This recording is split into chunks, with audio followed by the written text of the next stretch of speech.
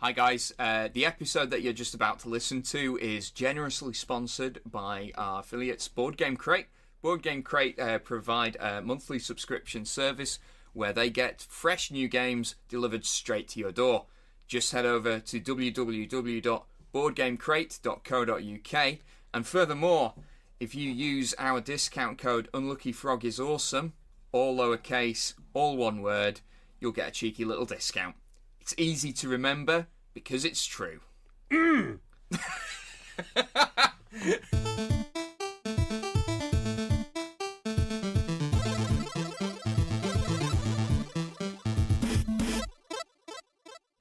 thank you very much for coming down tonight. Thank you for braving the weather. Though I did have a look outside, it's turned to rain, fortunately. So normal service has resumed. Hey. So this evening is really all about looking back and looking forward. Yes. Yeah. So we're going to have a little bit of the meat of the show is effectively going to be a review of 2018. We've even got a little awards thing. Just a little one. Yeah, just a little one. The Golden Froggies. Is that the name we've settled? Golden Froggies. All right, there we go. But first, we're going to kick things off. Obviously, we've got our new logo. Yes. Yeah. Woo! We also have the man who has designed said logo. If Kenny, do you want to come up? Woo! He said reluctantly. Hola. Hello, everyone. This is Kenny. All right. So, Kenny, who are you? I ask myself that question daily. I think everyone does when they reach a certain age. So my name's Kenny. I think I'm kind of. I run a little board game cafe in Glasgow, so people might know me. What's the name? Yeah. What's the Shameless name? plug. Yeah, come on. Yep. Shameless plug. It's a Dice Roll Cafe, so we've been going for about 4 years now. So yeah. Fairly. So what does the Dice Roll Cafe do for the members of the audience who are maybe not familiar with it? Well, for about 4 years now, we've been appearing every fortnight, every second Sunday, in the CCA, so the Centre of Contemporary Arts in Suckhill Street, on Suckhill Street. Mm-hmm. And we've essentially, I turn up with lots of games, described as militant. You heard it here first, folks. Kenny is a militant. Militant about games, am I right? I'm really into them, yeah. And we were lucky enough to be asked back to run the library for this year, so 24th and 5th of August. Which, so we're looking forward to doing that this year. And we also do like a few other kind of special dining evening events that kind of takes gaming to a kind of broader. For the sophisticated gamer. No. The more discerning. Yeah. The gamer that likes to do stuff. Yeah, exactly. So you're obviously here first and foremost because you're a friend. We like you. Oh, thanks. We do. Yeah. Are we friends? You did design the new logo. Yeah. Well, I mean, you guys approached me. You knew that I had a design background. Yep. And I suppose I've always tried to kind of design bits and bobs for Dice Roll with that background. Sure. So I think you guys liked my aesthetic and just asked if I could update what was can already a very confirm good we logo. did like your aesthetic. So. Yeah. Oh, thank you. So, tell us a bit about the process. How did the logo redesign work? What did you do? You guys had a really good, kind of very easily identifiable logo to start off with. Mm-hmm. I think you guys gave me like a pretty clear brief, just kind of make it a wee bit updated, you know. So I was working with like Charlotte and Ben didn't cobble it together on paint. But I mean, you did a good job of it, you know. Like I can't say anything about that. But yeah, you seemed really happy with it. Yeah, and I'm pretty happy with it. So it's all good. It's kind of I tried to inject a wee bit of Sorry, I cutesy. feel like I'm the sort You can of... refer I'm looking to the at board Rather than my Josh's- belly. Josh's chest, just inspecting it. his So- masculine chest. It fills out very well. Yeah.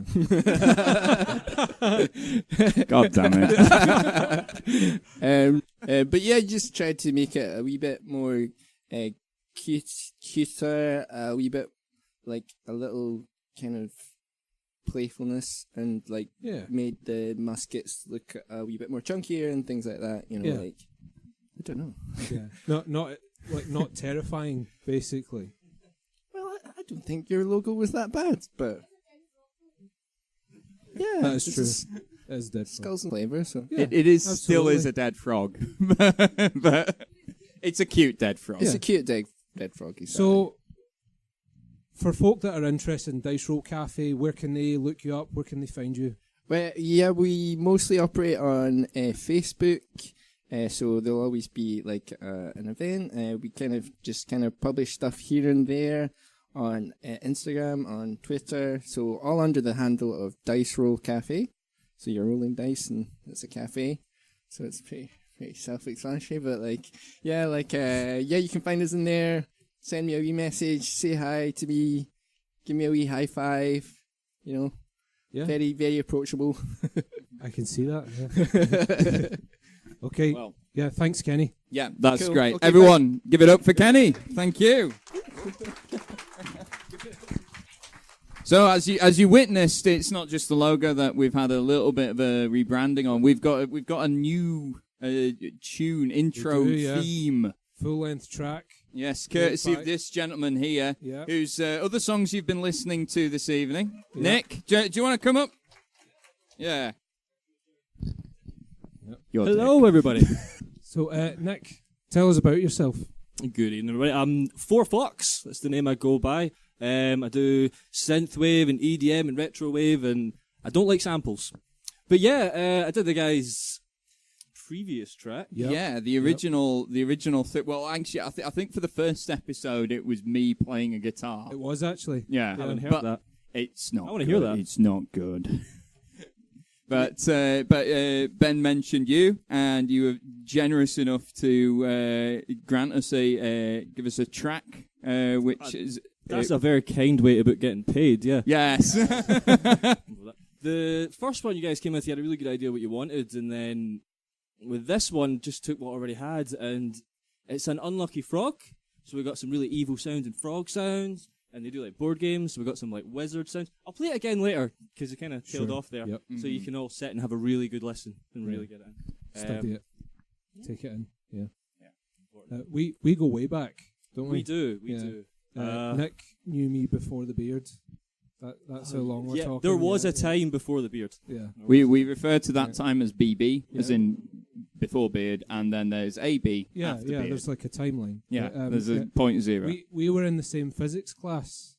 Jesus Christ, I was just going to say school. I didn't realise. No, wait, You got yeah. it down. Physics, Tuesday morning, Yeah. me and Nick, man. Best bro. Oh, that's sweet, man. You can see how effective Nick's education in physics was. Yeah, man, I did really well. I can tell you what an oscillator is. Probably point one out. More than There most we go. people. Yeah. Yeah. Yeah, there we go. So the process of creating the track. Tell us a bit about that. Okay. So, well, like I said, it's a board game podcast, mainly. And we spoke a lot about that because there's not a lot of sound that comes to mind when you're playing a board game. Like, oh, snare drums and hi-hat. Yeah. No, it comes to mind. So, just try to like find lots of elements with things that the guys liked. I know they were quite keen on their Warhammer at some point as well. So, I've heard that. Yeah, I hope that's that accurate. may be true. Yeah. I hope so. Right. Cool. And yeah, just incorporate anything that I could find, like a picture of a really gruesome looking, like horrible monster from some game. I was like, yeah, I can make a sound for that. I can make a big squelchy. You hear, there's lots of squelch in the song. It's really good. Yeah, It's really good. cool. And for people that are interested in the FourFox handle, what you're doing with your music, where can they find you? No, I've just finished my last gig. FourFox.co.uk, actually. I actually have my own website. You can check that out, fourfox.co.uk. It's quite good. Or you can get me on Bandcamp or SoundCloud or Facebook. And I actually have some CDs for sale up the back that I haven't decided on a price yet, so you could maybe help me decide on that. I'll consider it. But yeah, so if you want to catch in my music, fourfox.co.uk is where you can find me. You can find all my stuff. And if you want to see me play live, then to talk to some people about getting me a venue. It'll be good. Appreciate that. Nick, thank you. You're very welcome. Cheers. Everyone, give it up for Nick. There we go. So that covers all the rebranding efforts. Yep. So time to perhaps look ahead at what we're going to be doing over the next year. Yeah, so we didn't just come along to show you some nice songs and a new logo. We are actually planning to change up how we distribute content. Our schedule. How we're doing the show in general. So hitherto, I think most people knew us through the podcast, and that's been our main thing. You know, we've had the Independence Day uploads on the Wednesdays, and then the regular show on the Sundays. So one of the things that really came across to me and going to conventions and talking to people is that people consume content in wildly different ways. Some people don't even use podcasts. Some people will even exclusively watch videos with the sound off, which is quite an obscure one. So it means that a lot of the time that you really want to have subtitles in there. Anyway, that's a whole other thing. But basically, we're looking to branch out into other media. Yeah, so you'll have seen over the last year we've done a few YouTube videos. We're definitely going to be ramping up on that. I can't promise whether I'll be singing in all of them or not. Probably. Yeah. Not by me. Yeah.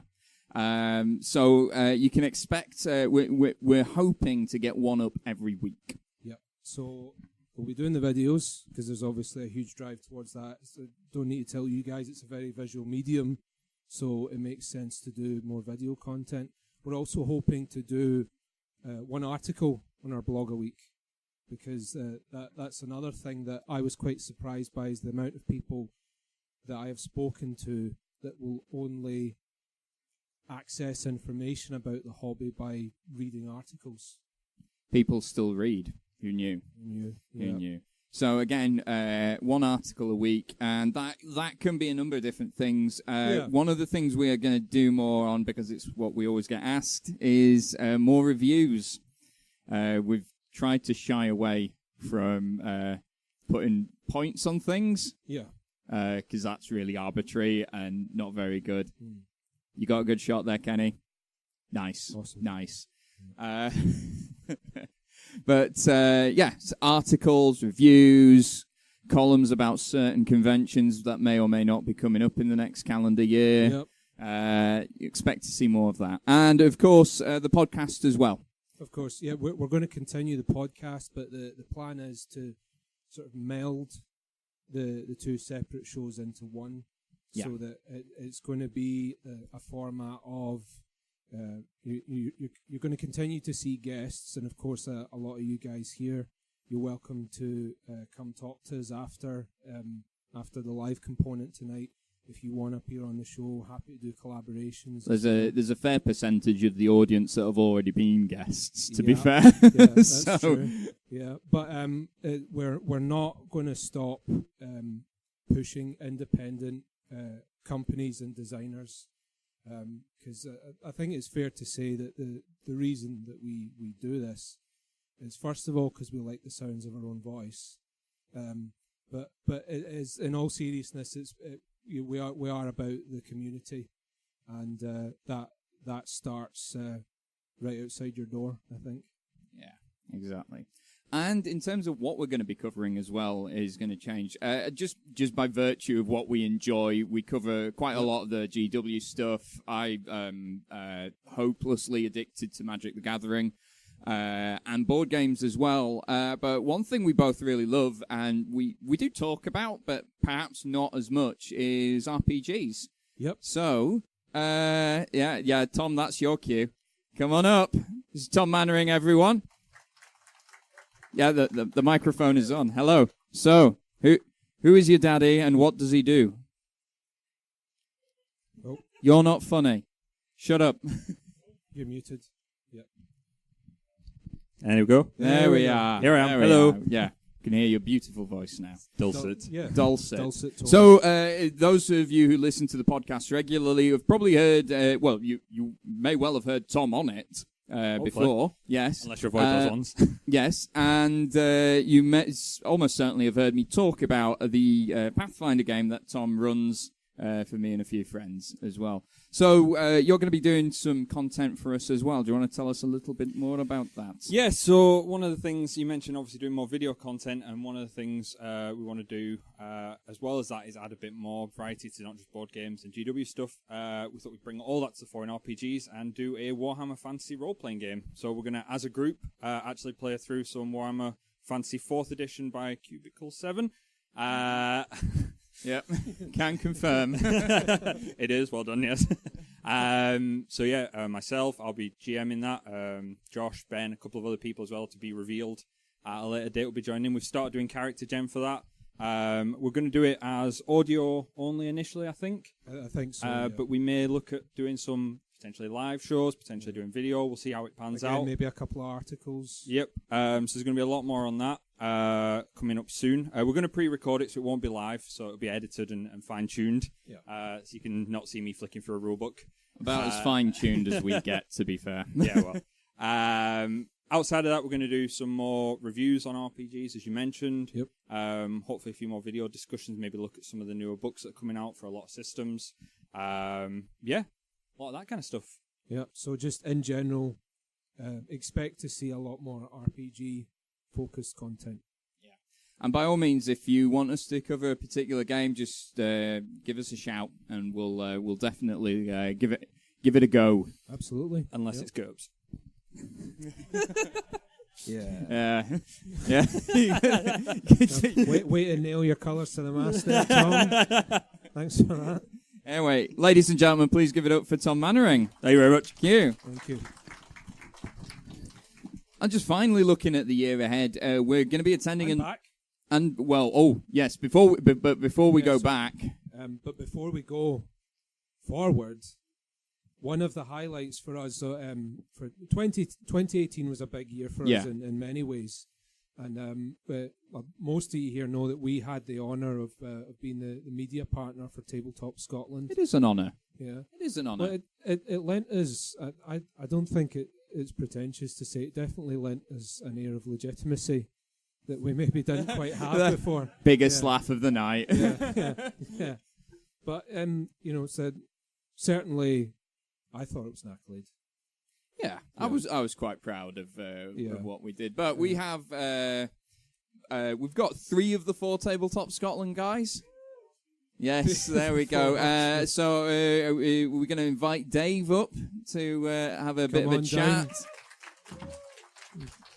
Dave Wright, Convention Overlord. Are you still going by that title? Well, that's what you're still calling me, right? Yeah.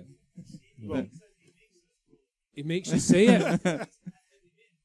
Do you need help, Simon? Is it a bit like at Assembly where he comes out and says, "Good morning, minions," and you have to respond? No, it's more a case I'm there first. I'm there first, and they have to sign a register as they arrive. There we go. There we go. Yeah. There we go. Nice and organised. I like it. Yeah. So obviously, Tabletop Scotland is going to be happening in 2019 as well. Well, that's the allegation. Yeah. Yes. Rumour has it. Well, it's official. We've gone public on that. Excellent. And so similar time, but not the same weekend. Yeah, we've brought it forward to the 24th and 25th August. There's a couple of different reasons for that. The main reason, though, is the other hall, the one we didn't use last year, because it was last year now, is an ice rink as soon as you get to after the English Bank Holiday weekend. So by bringing it forward by a weekend, we get the other hall. It also means we have the English Bank Holiday weekend, which may mean we get more people from south of the border. Happens to be the last weekend of the Edinburgh Fringe as well. Well, that may be a slight benefit as well. I happen to have heard there's a few people who might be doing the Fringe, then doing Tabletop Scotland. That Venn diagram is, that Venn diagram's remarkably large. Or bigger than you would expect. Yeah. So, what can we expect? So I refer to 2019 as the second album. So it's essentially the same, but more. So we had a good year last year. Everything kind of went according to plan, and I think for 2019 we've taken exactly the same approach, but doubling the floor space. Sure. Yeah. So we've got more RPGs, we've got significantly more open play space. At current rate of exhibitors sign up, we could have significantly more exhibitors as well, which is great. But overall, it's just doing more of the same. A couple of things that we're tweaking, but nothing major. Mm-hmm. And we'll be back. Yes. Oh, yeah. That's right, yeah. Yeah, you invited us. I did, yeah, that's right. That's on you. Yeah, I did, yeah. And I did invite you last year. You did. And apparently you're very honoured by that. That's fine. That Is an that, honour. is that the first you've heard that? I think that's the first thing I've heard it from you There you guys, go. yeah. But no, absolutely. And I think as I think I refer to it, I'm quite difficult at times. Really? Yeah. And I'm quite stubborn, and I have quite a clear view of what I want out of this. And whilst I don't listen to the three of them, I don't really listen to you guys either, but it's just handy having another voice at the Thanks, table, Dave. as it were. I really feel valued. Yeah, I do listen to you. I just didn't ignore it. There we go. Yes. But no, absolutely, having you guys back is great. And I think, last year, and we've talked about this in a previous episode, that last year was an experiment as much as anything else. But for 2019, I think we're pushing the boat out somewhat with your involvement, particularly around the seminar track that we're doing and stuff like that, which, I'm happy to talk about a bit if you want. Yeah, go for it. Yeah. Right, so currently... Commit us to things. Right, okay. So currently the draft seminar track Uh-huh. has 6 seminars. Okay, let me go back a bit. The word seminar, when I was explaining this to my darling wife the other day there, she was like, so what, people are doing presentations? And I'm like, no, it's essentially having a panel that will talk about stuff, and the audience will participate in that stuff, right? So is that a seminar? Well, I think it is. But we're going to have 6, I think it is, on the Saturday, and I think it's 5 on the Sunday, and they will range from, I'm assuming Tom knows he's doing one, yeah? Yeah, he does. Oh, yeah. Sorry, Tom. Yeah. It'll range from having ones about how to be a GM, which you've been you've been kindly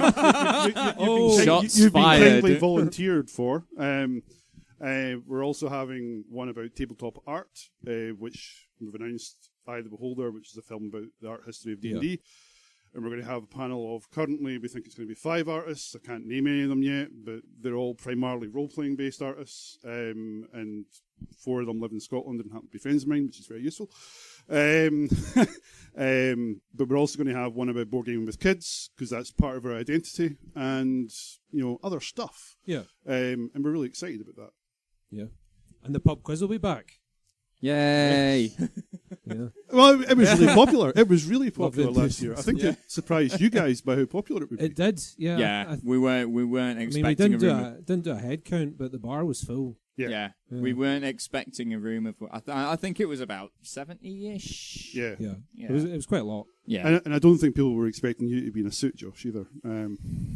People may have commented. John's not here tonight. No, he's not. So Simon, have you been asked to pass on any messages? I may or may not bring the suit back. Well, I don't know. that's entirely up to you, but the crowd may wish it. Yes. For the benefit of people that weren't there, Josh got a lot of verbal for the suit. So. Yes. A lot.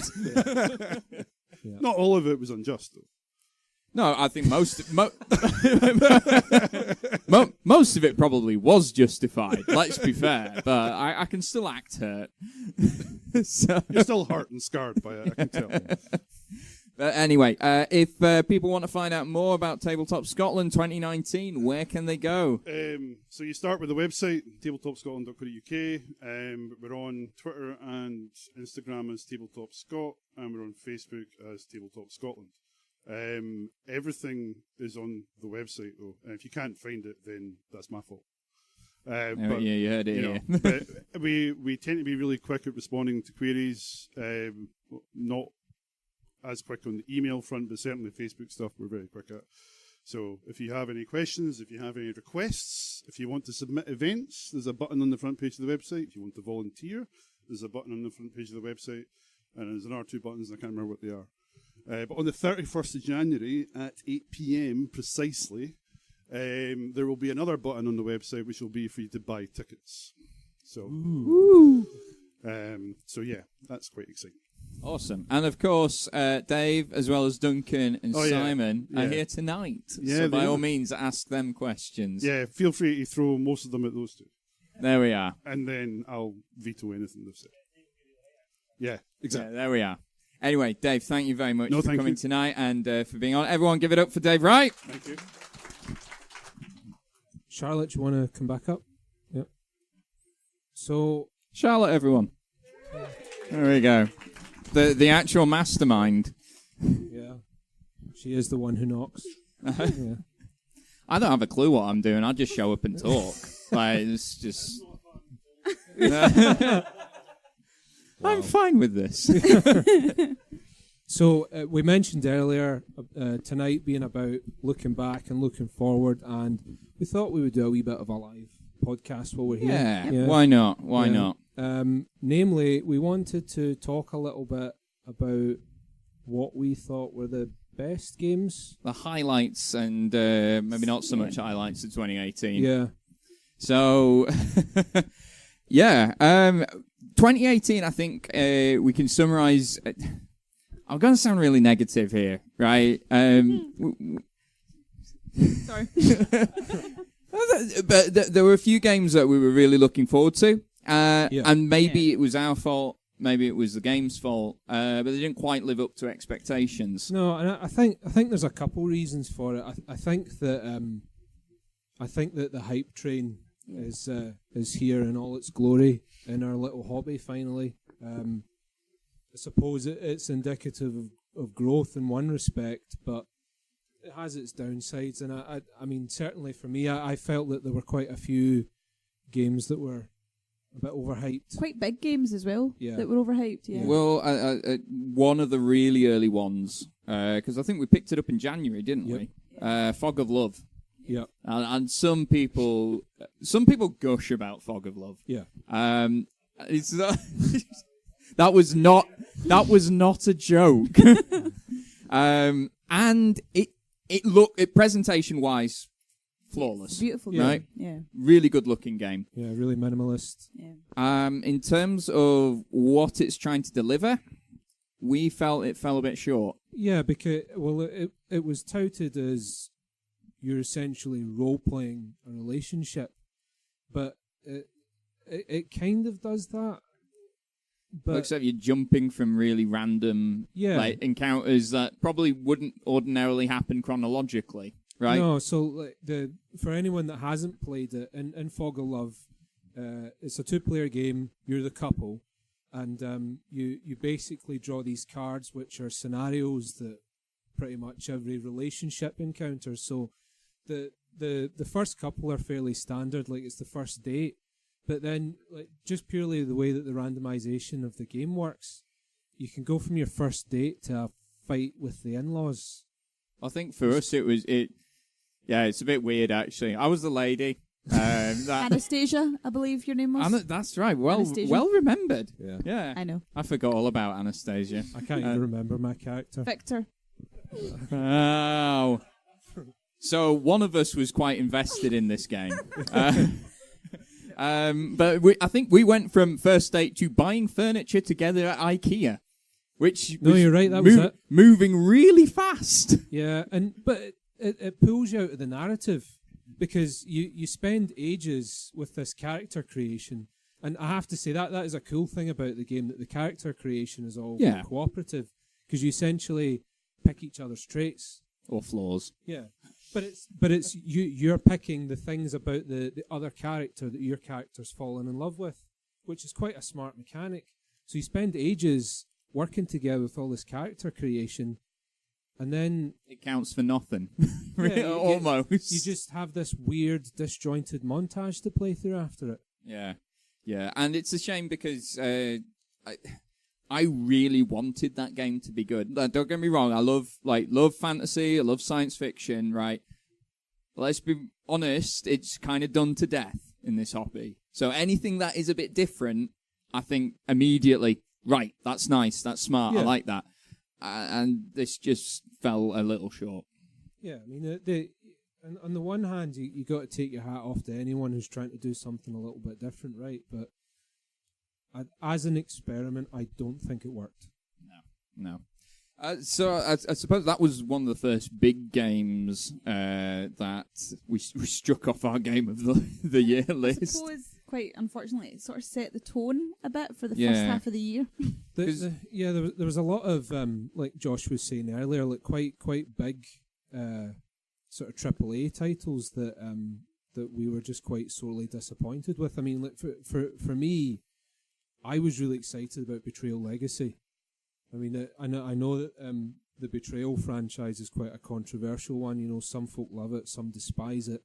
But there was something about this idea of having the fixed point of the house and then having all this stuff changing over the centuries that I thought was quite neat. But ultimately, it just suffers the same problems that the base game does. Yeah, absolutely. I think if you like Betrayal at House on the Hill, you will like Betrayal Legacy.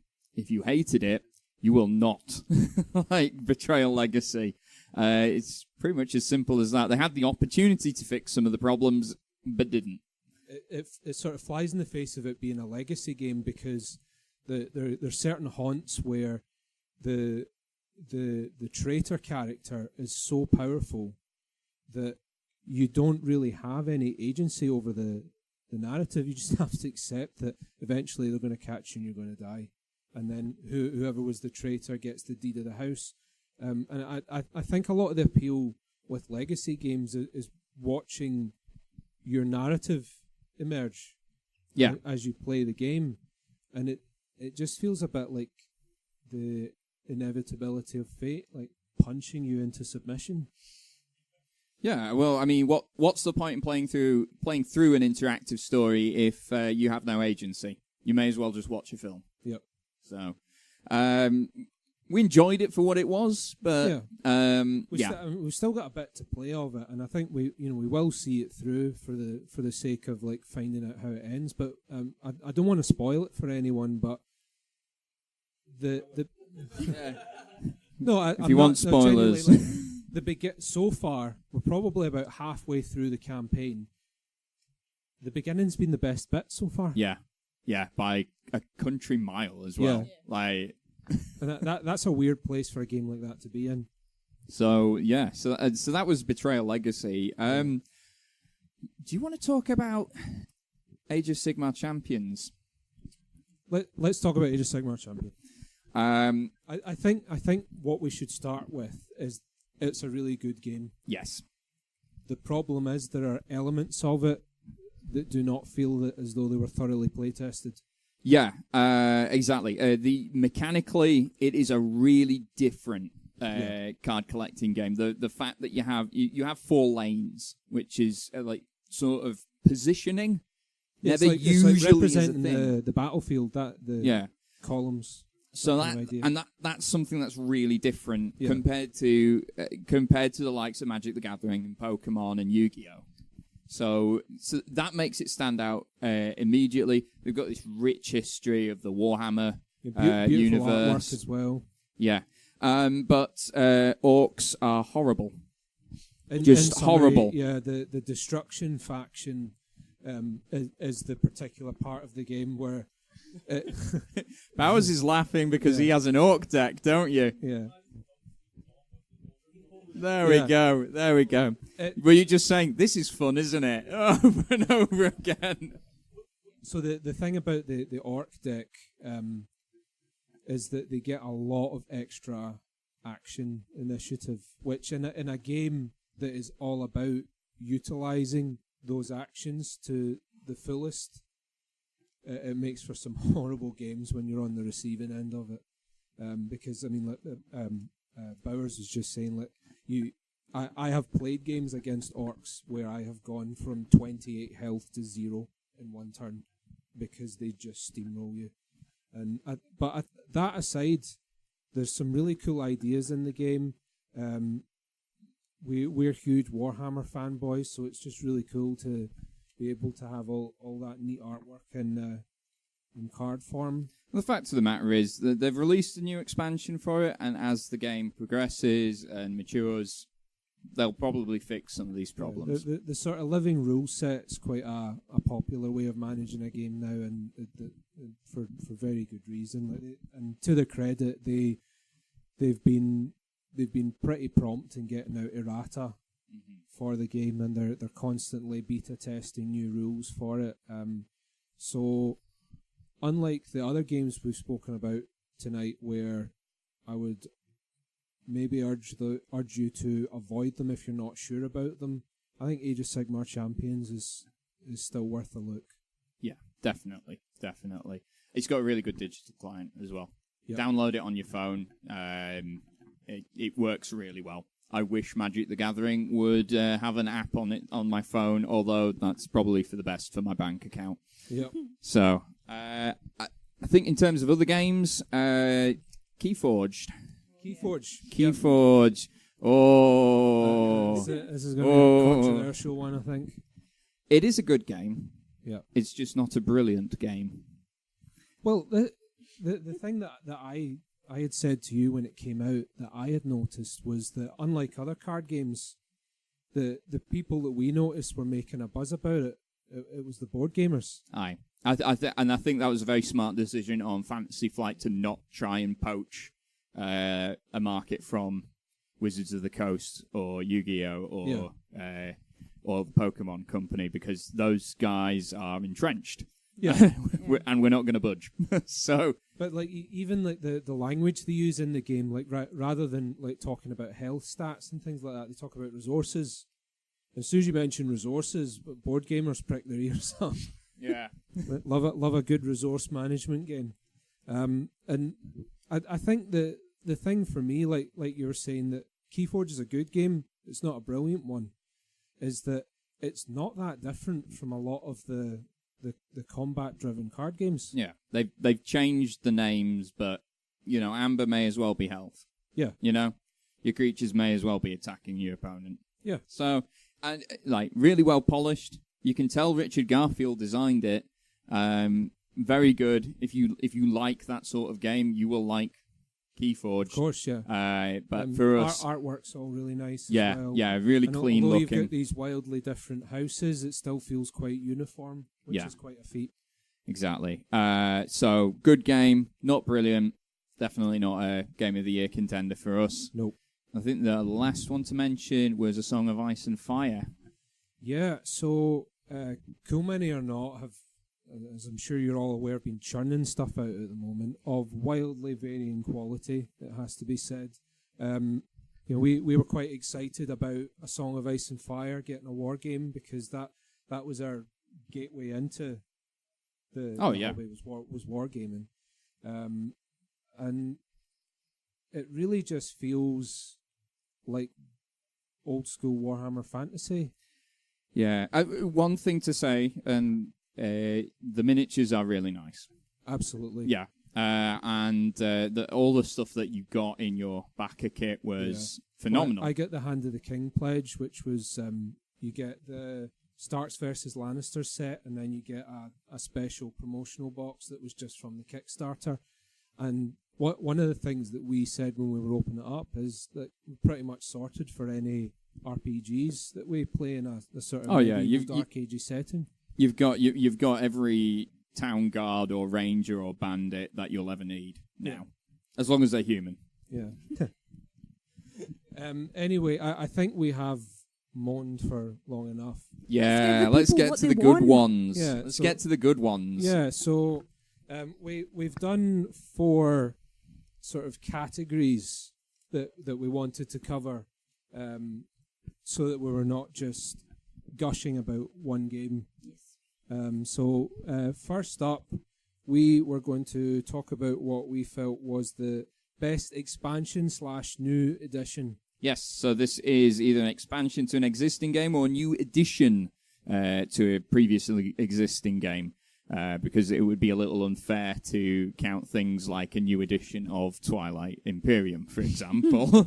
You did try, Josh. You did try. Yeah. So we sort of lumped the expansions and new additions into one category because we felt like really they're doing more or less the same thing because they are adding to an existing game or experience. So what were the highlights for us this year?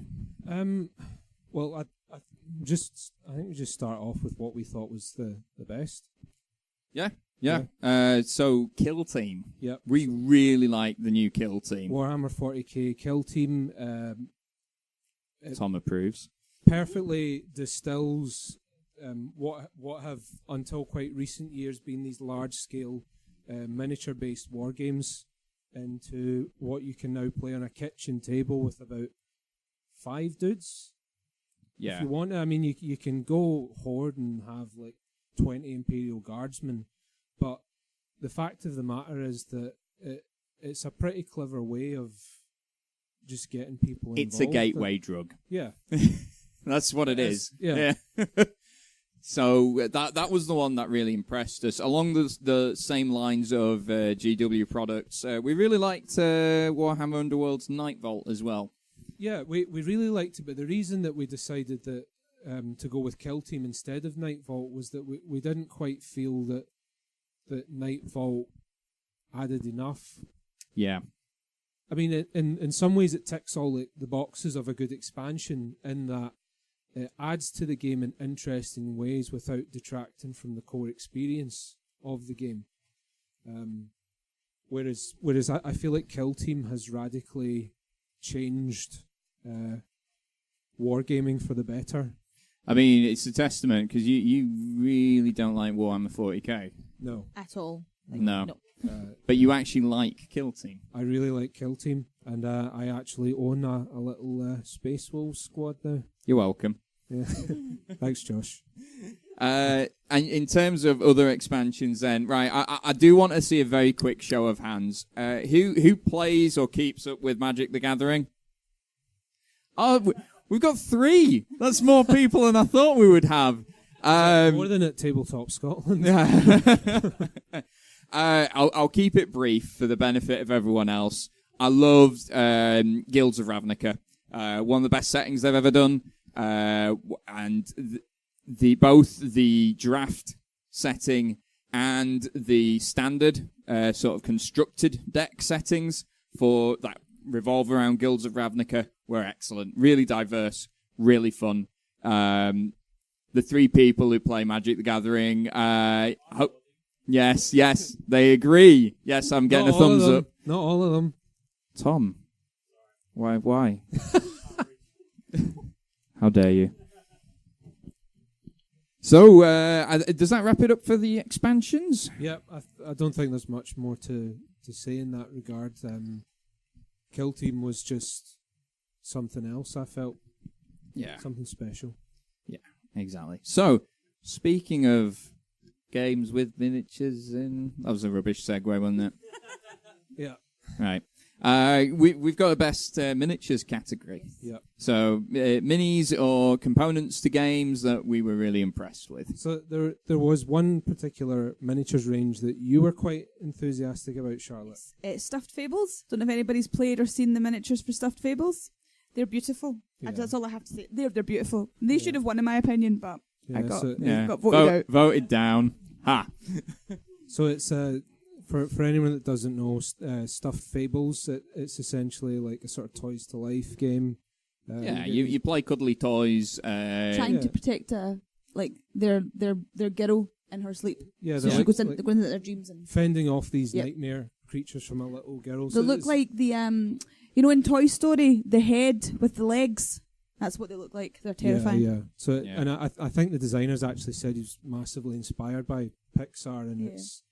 it's Shows. quite evident Yeah. within that. But they're really cool little miniatures, but they didn't quite edge out what we felt was the best. Yeah, I think we settled on the Soul Wars starter We did, kit. yeah. So Age of Sigmar got a new edition this year, which is the fantasy counterpart to 40k, and the Soul Wars. They've basically gone full goth with Age of Sigmar. Yeah. And they've got this new. It's like me in the noughties. It's not pretty. So they've got this whole range of ghost models that just look phenomenal. Yeah, really. As you put it, like really clever use of dead space. They actually look like they're floating, which is a very difficult thing to do. Yeah, but the thing that's most impressive about them is they look so floaty and fragile, but they're actually surprisingly robust. Yeah, they can take some damage. Yeah, we may have dropped a couple of them. Yeah. But they're okay. Yeah, recovered well. Yeah. Recovered well. GW always put out great minis. They're probably the best at that. Yeah, they consistently put things out at a very high standard. Mm-hmm. I think the only other one we were going to mention is A Song of Ice and Fire. Yeah. Those minis were great. It was the redeeming quality of that game. Definitely. But yeah, I think that the game itself is probably going to be a turn off to a lot of people because it's nothing special. Exactly. Because you always have this problem of how effective a miniature is in a game is definitely factored into its price. Yeah. So that's maybe one of the reasons that we steered away from that, as good as they were. Exactly. So now moving on to best art. Yep. So this is a card game, board game, whatever, that features the best looking design and art. Does what it says on the tin. You'd probably were you in favour of stuffed fables for this one as well? No, I was, yes, but the unanimous decision won out for this one. Yeah, but first of all, let's talk about Everdell. Oh, yes, please. Yeah, as you can see by the there's a sort of Everdell a forest vibe theme. Here. Yeah. So Everdell worker placement where you play woodland creatures preparing for winter. Yes. So it's a neat little game. It looks really impressive on the table. You get this huge tree and the tokens, like you've got bits of wood, you get stones, you get amber, all of that. But the artwork throughout the game is consistently stunning. Yeah, absolutely gorgeous. Just great stylized cartoon animals. Yeah. Anthropomorphized forest creatures. What's not to love? Yeah, there you go.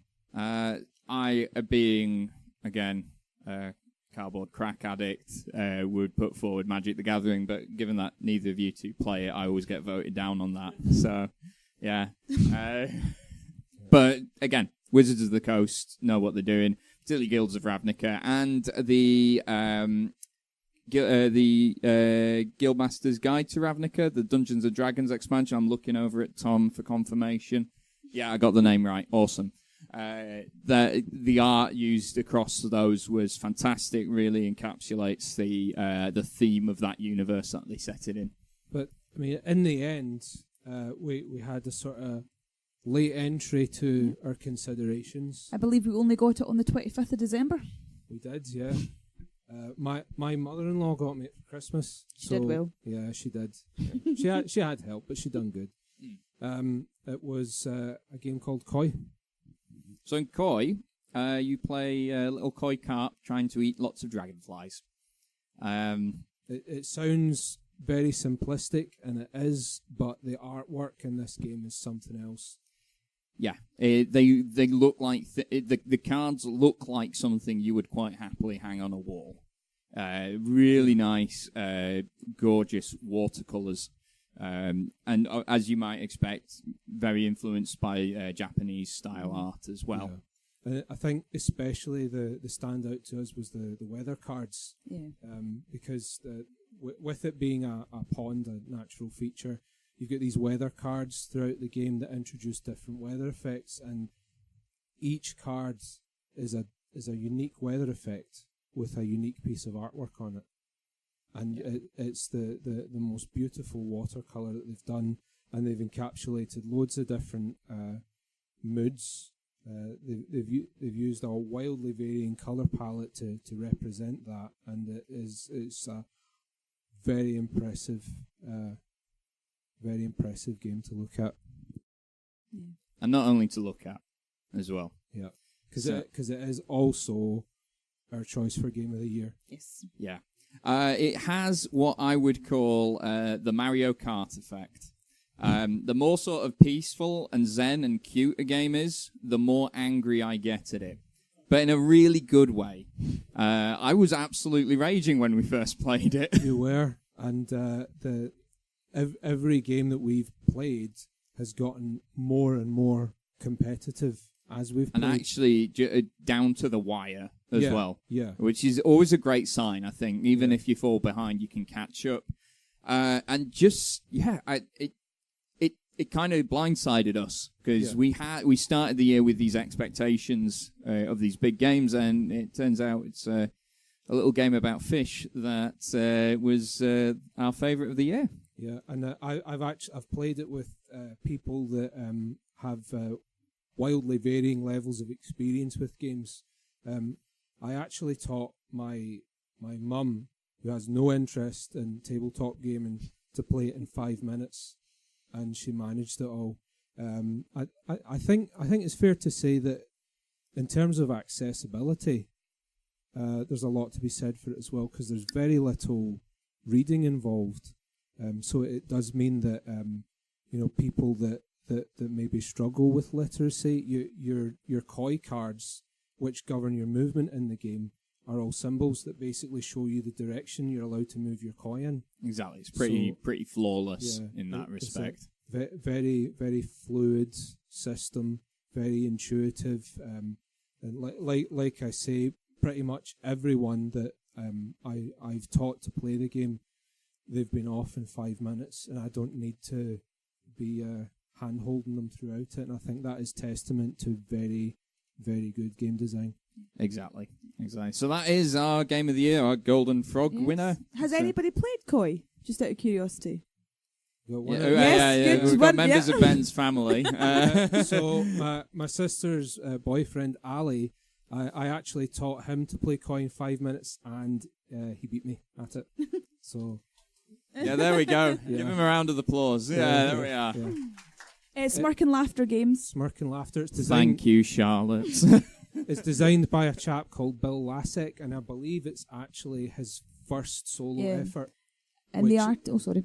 No, go ahead. The artist is Chrissy Freeman. Yeah. So, all in all, like Josh is saying, it completely took us by surprise. Especially because our Game of the Year for last year was Warhammer Underworlds, big AAA, so it's opposite ends of the spectrum now. Exactly. Maybe our tastes have changed, though. Maybe that's what it is. We've grown. We've matured. Yeah. Like a fine wine. I'll say that. Or a smelly cheese. Yeah. Thanks, Charlotte. There we are. So, I think that about wraps it up. Yeah, we'll stop talking. Nick is going to come back, and he's going to play some more of his music. We have goodie bags for you all. With stickers, unlucky frog dice, and some promotional stuff. I can confirm the unlucky frog dice are extra cheaty. Yeah. They were always roll you sixes. Yeah. We do have some of them for sale if you want more of them. Incidentally, we've got T-shirts are going to be for sale at the back at a special price of £10 just for tonight, just for you. But make sure you grab yourself a free goodie bag. There's still plenty of food through the back, including uniquely branded Unlucky Frog cakes. Yeah, we do. We've got Unlucky Frog cupcakes as well, so make sure you get one of them. But please hang around for a bit. We've got the venue for a little while longer. Come talk to us if there's anything you want to ask us or discuss with us, and please just enjoy it. Yeah. Thank you very much for coming. Oh, thank you. Thank you. Woo!